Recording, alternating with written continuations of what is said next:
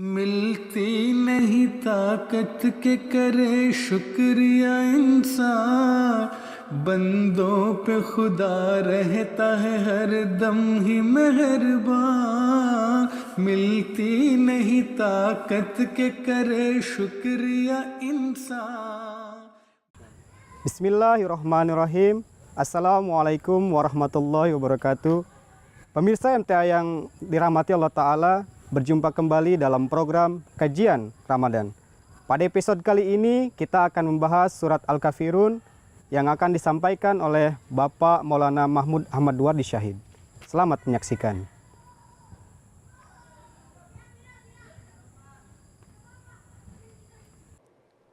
Pemirsa MTA yang berbahagia dimanapun Anda berada, Assalamualaikum warahmatullahi wabarakatuh. Pada kajian Ramadan 2018 kali ini, saya akan menyampaikan tafsir singkat Surah Al-Kafirun. Surah Al-Kafirun ayatnya berjumlah 7 dengan bismillah. Terlebih dahulu akan saya bacakan ayat-ayatnya dan setelah itu akan kita terjemahkan. A'udzu billahi minasyaitonir rajim. Bismillahirrahmanirrahim. Qul ya ayyuhal kafirun la a'budu ma ta'budun وَلَا أَنْتُمْ عَابِدُونَ مَا أَعْبُدُ وَلَا أَنَا عَابِدٌ مَا عَبَدتُّمْ وَلَا أَنْتُمْ عَابِدُونَ مَا أَعْبُدُ لَكُمْ دِينُكُمْ وَلِيَ دِينِ. Artinya sebagai berikut. Aku baca dengan nama Allah, Maha Pemurah, Maha Penyayang. Katakanlah, hai orang-orang kafir, aku tidak menyembah apa yang kamu sembah, dan kamu bukanlah penyembah apa yang aku sembah. Dan aku bukan penyembah apa yang kamu sembah, dan kamu bukan penyembah apa yang aku sembah. Bagi kamu agamamu dan bagiku agamaku. Berkenaan dengan surah Al-Kafirun, beberapa referensi saya ambil dari Tafsir Kabir karya Hadrat Muslih Mau'ud radhiyallahu ta'ala anhu, Hadrat Khalifatul Masih yang kedua, di dalam silsilah Jemaat Ahmadiyah. Di dalam hal ini beliau menyampaikan bahwa begitu dalamnya kandungan surah Al-Kafirun ini, sehingga di dalam hadis kita mendengar bahwa Al-Kafirun, surah Al-Kafirun adalah sama dengan 1/4 Al-Quran. Di sini Hadrat Khalifatul Masih Ats-Tsani menyampaikan maksudnya apa itu? Maksudnya adalah dengan penetapan surah Al-Kafirun sama dengan 1/4 Al-Quran adalah makna yang terkandung di dalamnya begitu penting, yang mana jika makna-makna tersebut direnungkan dengan baik, maka banyak sekali permasalahan keagamaan yang dapat terselesaikan dengan memahami kandungan tersebut tentunya. Lalu mengenai apa Al-Kafirun tadi? Isinya di sini Huzur meringkas di dalam sepenggal kalimat bahwa di dalam surah Al-Kafirun diisyarahkan kepada pentingnya untuk teguh di dalam agama. Itu poin. Dan tidak diragukan lagi bahwa teguh di atas kebenaran tidak kalah pentingnya dari meyakini kebenaran itu sendiri.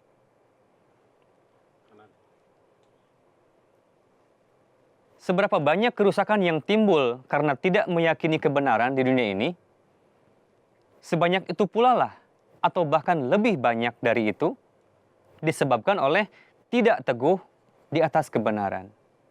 Jadi ini satu poin yang sangat luar biasa yang perlu kita catat, bahwa seberapa banyak kerusakan yang timbul di dunia ini dikarenakan tidak meyakini kebenaran, dan sebanyak itu pula lah, atau bahkan lebih dari itu, disebabkan oleh tidak dapat teguh di atas kebenaran itu. Huzur di sini menyampaikan sebagaimana ketika Islam datang dan orang-orang menerima dalam jangka waktu yang sangat panjang, orang-orang menerima, lalu Islam menyebar sampai ke pelosok-pelosok dunia. Meskipun lebih dari setengah penduduk dunia belum menerima Islam, tapi Islam sudah begitu unggul di dunia pada saat itu. Meskipun pada zahirnya tidak ada yang dapat melemahkan Islam pada saat itu, namun kenapa Islam mengalami kemunduran? Dan Rasulullah SAW sendiri menubuatkan bahwa di akhir zaman nanti keimanan akan terbang ke bintang Suraya. Itu tentu menggambarkan kemunduran Islam sudah sampai pada puncaknya ketika itu. Lantas, kenapa bisa demikian? Di sini bukanlah karena dikalahkan oleh Kristen, bukanlah dikalahkan oleh Hindu, oleh Yahudi, melainkan sabda Huzur, apa penyebabnya? Melainkan hanya semata-mata umat muslim lalai untuk teguh di atas Islam. Itu poinnya ternyata. Sekali lagi, semata-mata dikarenakan umat muslim lalai untuk teguh di atas Islam itu sendiri. Jika seandainya umat muslim teguh di atas Islam, maka hari ini seluruh dunia telah menjadi muslim tentunya. Sabda Huzur. Saya akan mulai masuk ke ayat. Secara ringkas akan saya sampaikan di sini. Ayat yang pertama, ayat yang kedua ini, Qul ya ayyuhal kafirun. Katakanlah hai orang-orang kafir. Di sini di dalam tafsir Kabir bahwa qul itu menunjukkan, menekankan berkenaan dengan pentingnya suatu kandungan yang ada di dalam surat tersebut. Diawali dengan qul. Kita lihat ada 3 surat terakhir, surat yang pendek-pendek. Al-Ikhlas, Al-Falaq, An-Nas juga diawali dengan qul. Dan di sini ada qul ya ayyuha. Ya di sini harf nida, huruf nida, seruan. Dan biasanya kalau di hadapan ya itu ada, yang dituju itu adalah ada alif lam, maka kebiasaan orang Arab menggunakan ayyuha, qul ya ayyuha al-kafirun.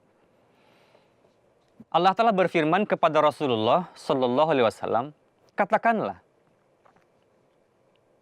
Bagaimana setelah Rasulullah SAW wafat, apakah siapa yang tuju di sana dengan katakanlah tadi? Setelah, tentunya kepada kita semua yang di zaman ini juga, umat muslim. Jadi di sini dikatakan, katakanlah, sedangkan Rasulullah SAW telah wafat setelah hidup di tengah-tengah para sahabat. Jadi, apa relevansinya untuk masa ini? Perlu diingat, di mana suatu surah dimulai dengan kata qul, yang menjadi lawan bicaranya adalah kita juga, yakni hamba-hamba hadrat Rasulullah SAW. Allah Ta'ala telah meletakkan tanggung jawab kepada kita, bahwa apapun yang akan terjadi nanti, kita harus melakukan seperti apa yang telah dicontohkan oleh yang mulia, Hadrat Muhammad Mustafa Sallallahu Alaihi Wasallam. Di sini, pada permulaan masa dikatakan kepada Rasulullah SAW, Qul, saat ini adalah kewajiban kita untuk mengatakan kepada orang-orang. Pada masa awal zaman Rasulullah SAW, beliaulah yang menyampaikan pesan dari Allah Ta'ala ini untuk terus menyampaikan kepada orang-orang kafir pada saat itu. Relevansinya untuk masa ini adalah kewajiban kita sebagai umat Rasulullah SAW untuk terus menyampaikan kepada orang-orang kafir di masa ini tentunya. satu tanggung jawab yang berat juga bagi kita semua. Di sini, Qul ya ayyuhal kafirun. Siapa yang dimaksud kafir di sini? Yakni umat kafir pada masa itu dan bisa juga sampai kepada masa ini. Jadi terus berlangsung.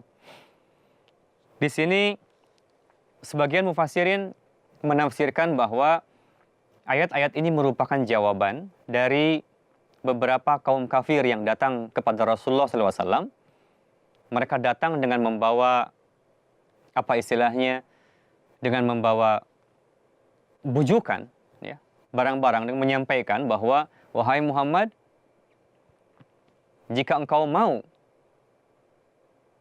untuk berhenti dari misimu ini, kami akan berikan kamu harta yang banyak, kami akan berikan kepadamu tahta kerajaan, kami akan berikan anak-anak kami, anak-anak perempuan kami jika kamu menghendaki.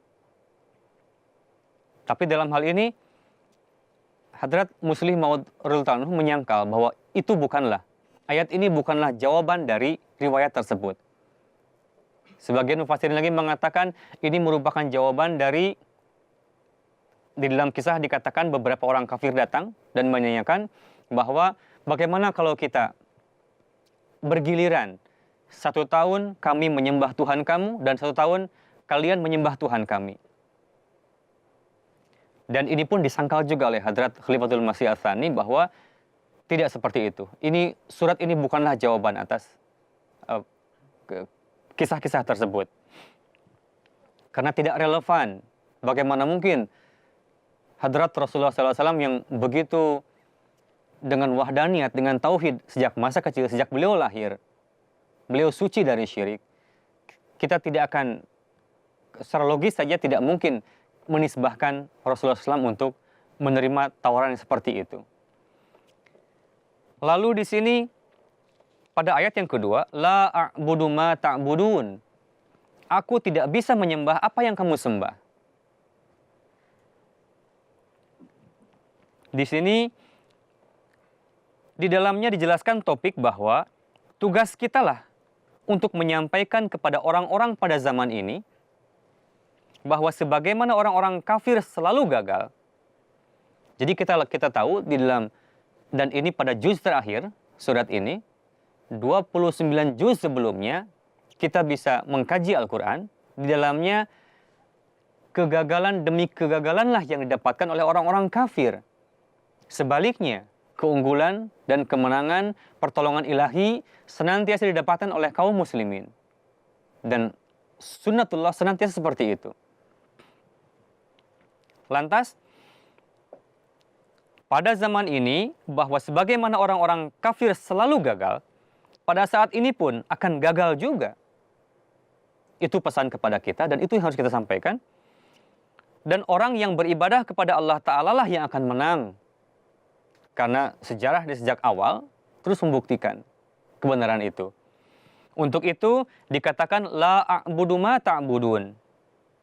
Dikatakan bahwa kalian, dikatakan kepada orang kafir bahwa kalian mengikuti wujud yang akan membawa kalian terjauh dari Allah Ta'ala. Jadi tentunya dengan menyembah segala hal, ya, baik berhala itu ataupun hal-hal lainnya selain Allah Ta'ala, itu akan membawa mereka terjauh dari Allah Ta'ala. Difirmankan, wahai umat Islam, katakanlah terus, la a'budu ma ta'budun. Selanjutnya, wala antum a'abiduna ma a'bud. Dan kamu bukanlah penyembah Tuhan yang aku sembah. Di sini, kita relasikan dengan kehidupan pada masa ini, misalnya, terkadang orang berbuat syirik dengan menganggap bahwa pemberi rezeki itu adalah kekayaannya, dagangannya, bisnisnya, pelanggannya. Justru di sini mengingatkan kita semua bahwa terkadang kita lalai. Misalnya, jika waktu azan, kita tidak lantas sholat dengan berpikiran, jangan sampai nanti ada pelanggan datang. Kalau saya sholat, nanti akan luput dari rezeki dari pelanggan tersebut misalnya, nauzubillah min zalik. Dengan berpikiran seperti itu berarti dia meyakini bahwa sang razik tadi adalah, bahwa pemberi rezeki itu adalah pelanggannya, tokonya misalnya. Dia telah secara tidak langsung telah berbuat syirik yang khafi, yang tidak dia sadari tentunya. Untuk itu, katakanlah kepada mereka, bagaimanapun aku tidak akan bisa menyembah sembahan kalian.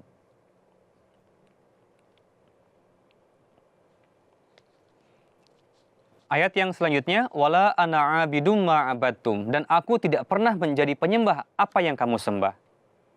Jadi nampaknya poin ini diulang-ulang, tetapi tidak seperti itu. Terjemahannya adalah, kalau yang tadi tidak bisa menyembah wujud yang kalian sembah, apakah itu makhluk hidup atau yang bukan makhluk hidup, misalnya berhala pada zaman Rasulullah SAW, banyak sekali patung-patung yang mereka jadikan sebagai dewa-dewa, mereka puja. Jadi artinya di sini yang cara kita beribadah berbeda dengan Kristen dan lain-lain. Di sini yang selanjutnya adalah cara sebetulnya. Ketika seseorang meminta kepada orang lain, bagaimana cara yang kita lakukan di dalam ibadah kita, misalnya sholat. Di dalam sholat, ketika kita meminta kepada Allah Ta'ala, atau dalam kehidupan nyata, kita meminta kepada seseorang, terkadang kalau tidak mendapatkan apa yang dia minta, dia lebih memelas lagi, dia lebih bungkuk lagi, sampai terkadang kita lihat sampai mencium kaki. Begitupun gambarannya dalam ibadah kita, dalam sholat, bahwa kita meminta kepada Allah Ta'ala lebih merendah lagi, memposisikan diri lebih tidak berdaya dengan ruku, lalu dengan sujud. Betul-betul kondisi yang paling merendahkan diri di dalam kehidupan kita. Jadi, di sini, coba katakan kepada orang Kristen, Yahudi, musyrik, tentu mereka tidak akan melakukan juga cara ibadah seperti kita. Kalau kita mintakan kepada mereka, mereka pun tidak mau melakukan cara ibadah seperti kita. Maksudnya, bukan hanya gerakan saja, melainkan apapun yang kita baca disertai gerakan tersebut. Kalian tidak dapat melakukannya. Jadi kalian tidak dapat melakukannya, orang kafir tadi. Sebagaimana kalian beribadah dengan pergi ke gereja, kuil, aku tidak bisa melakukannya. Wala antum abiduna ma'abud, dan kamu tidak pernah menjadi penyembah Tuhan yang aku sembah. Lakum dinukum waliyadin. Di sini, untukmu agamamu dan untukku agamaku. Sebagai Muslim, kita tidak bisa melakukan ibadah seperti mereka, sebab Quran mengatakan bahwa jika kamu melakukan demikian, berarti kamu termasuk ke dalam mereka. Orang menyangka bahwa mereka sedang mengalami kemajuan. Kita melihat kehebatan, kegagahan Amerika misalnya, mereka menganggap bahwa merekalah yang paling unggul dunia ini, padahal sebetulnya tidak. Sebenarnya jemaat Hadrat Masih Maud alaihissalam lah, Islam melalui jemaat Ahmadiyah lah insyaallah ta'ala yang akan berhasil. Yakni Islam itu sendiri. Kemenangan Islam yang hakiki. Di sini akan saya tutup dengan kesimpulan yang saya dapatkan dari tafsir Kabir Hadrat Muslih Maud radhiyallahu anhu. Beliau bersabda, walhasil, pertama-tama Quran Syarif memerintahkan supaya setiap Muslim mengumumkan secara terang-terangan bahwa bagaimanapun dia tidak bisa menyatu ibadah bersama dengan orang-orang kafir. Dan yang menjadi alasan dijelaskan pada kalimat lakum dinukum waliyadin. Itulah alasannya. Kenapa tidak bisa menyatu tadi dalam hal beribadah dengan agama lain. Lalu yang kedua, melalui surat Al-Kafirun ini, Allah Ta'ala memberikan pelajaran kepada umat muslim supaya mereka ingat bahwa syariat mereka dari berbagai sisi yang paling sempurna dan paling luhur. Cara ibadah kita adalah yang paling afdol dibanding dengan cara-cara ibadah agama lain. Kemudian, kehidupan bermasyarakat kita adalah yang paling tinggi derajatnya. Prinsip pemerintahannya adalah yang terbaik. Nizam jemaatnya yang sangat baik. Tujuan hidupnya sangat berberkat. Adalah tugas